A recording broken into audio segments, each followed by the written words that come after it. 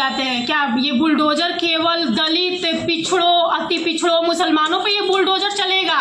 उनको उतर के वो बुलडोजर उन दोषियों पे चलाने की जरूरत है, वरना हजारों बेटियां अपने घर। जब संसदीय क्षेत्र, प्रधानमंत्री का संसदीय क्षेत्र में इस तरह की घटना घट रही है तो अन्य क्षेत्रों में हम क्या कह सकते हैं कि हमारी बेटियां कहाँ सुरक्षित है? आज एक स्नेहा बेटी का हत्या नहीं हुआ है, लाखों लड़कियों का सपना टूटा है, लाखों पेरेंट्स का सपना टूटा है। कहीं ना कहीं उनके अंदर ये डर और भय पैदा हो गया है। उत्तर प्रदेश के वाराणसी में सासाराम की 17 वर्षीय छात्रा की संदेहास्पद मौत को लेकर रोहतास जिले में लगातार विरोध प्रदर्शन का सिलसिला जारी है। इधर सासाराम नगर निगम की मेयर काजल कुमारी ने इस घटना को लेकर उत्तर प्रदेश की पुलिस की घोर निंदा किया है। मेयर काजल कुमारी ने कहा कि वाराणसी पुलिस का जो व्यवहार पीड़ित परिजनों के साथ रहा वह काफी निंदनीय है। मेयर काजल कुमारी ने कहा कि 17 वर्षीय बच्ची के साथ दुष्कर्म कर हत्या कर उसे फंदे पर लटकाया गया है और इसकी जांच होनी चाहिए तथा आरोपियों को कड़ी से कड़ी सजा मिलनी चाहिए। मेयर काजल कुमारी ने कहा कि उत्तर प्रदेश की पुलिस कहीं न कहीं आरोपियों को बचाने का कार्य कर रही है।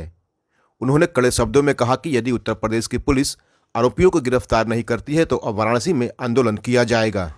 देखिए, हमारे शहर की बेटी, हमारे परिवार की बेटी के साथ जो यूपी में हुआ है उसको छिपाने के लिए तमाम कोशिश किया गया वहाँ के प्रशासन के द्वारा, शासन के द्वारा।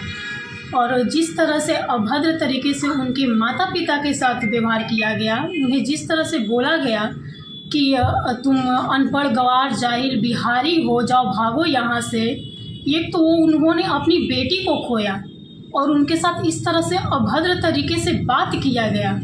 कहीं ना कहीं इसमें प्रशासन की गुंडागर्दी है और इनकी ऐसे ही इनकी हाथें नहीं बढ़ी हुई हैं। इसमें कहीं ना कहीं योगी सरकार की भी हाथ है जो ये दबा रहे हैं स्नेहा हत्याकांड को।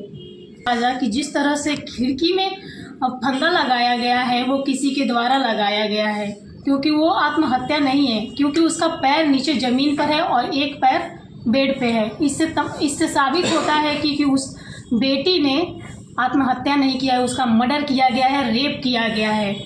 बहुत ही निंदनीय है। जितनी भी इसकी निंदा की जाए बहुत कम ही होगा, क्योंकि एक माता पिता बहुत आस के साथ एक बेटी को अपने पढ़ाने के लिए अन्य क्षेत्रों में भेज रहे हैं, बहुत ही उम्मीद से भेज रहे हैं, क्योंकि हर एक माता पिता के जहन में ये डर रहता है कि कहीं हमारी बेटियों के साथ ये कुछ अनहोनी ना घट जाए।